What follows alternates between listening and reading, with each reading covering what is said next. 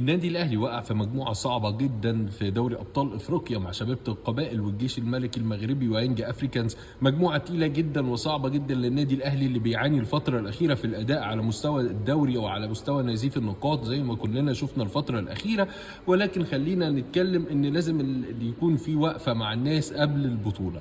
من الاخر يا عزيزي، مشكله النادي الاهلي ان انت تحس ان اللعيبه دي اصبحت موظفين، بالفعل موظفين عند النادي الاهلي، ما فيش روح ولا في عزيمه، وفي نفس الوقت النفوس مش صافيه لبعض. يعني من الاخر كل واحد باصص للتاني في القرشين او قرشين ايه ملايين اللي بياخدوها. فاللعيبه كلها باصه لبعض وما فيش حاله حب ولا قلب حد على حد. يعني قبل كده لو شفنا كانت اللعيبه لما حد يجيب جون بتبقى واقفه على الخط، لو الاهلي متعادل ولا بتاع ومستنيين بلس 90 كل اللعيبه واقفه على الخط وفي حميه وغيره على الفريق وغيره على التيشيرت. ولكن اللعيبه اللي النادي الاهلي جابوا بالفتره الاخيره ما عندهمش الحته دي، تحس في برود يعني غير طبيعي وغير مبرر من لعيبه النادي الاهلي. اسماء على الفاضي، اسماء رنانه ولكن في الملعب قطط.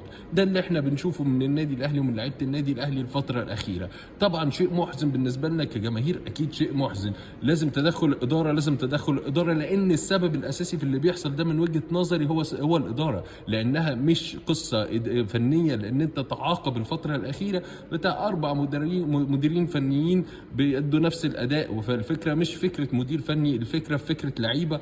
زي ما قلنا اللعيبه دي لا تستحق انها تكون موجوده او تلبس تيشيرت النادي الاهلي. يعني مثلا عندنا حدث ولا حرج، قفشه، طاهر محمد، طاهر محمد، هاني، كتير لعيبه كتير. احنا بجد في فتره من الفترات فيها لعيبه كتير لازم تمشي.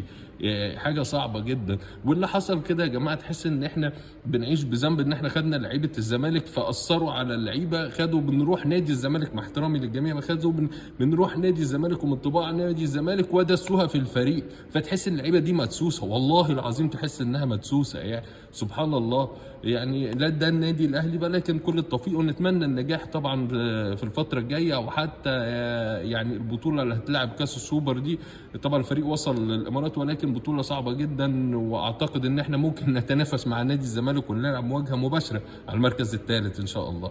يعني ما هو بالمنظر ده ما نقولش غير كده، لان نادي سيراميكا كليوباترا افضل من نادي الاهلي فتره اخيره، ونادي بيراميدز اكيد افضل من نادي الزمالك، رغم ان كعب نادي الزمالك عالي على بيراميدز. هنشوف اللي هيحصل وخلينا نشوف مع بعض.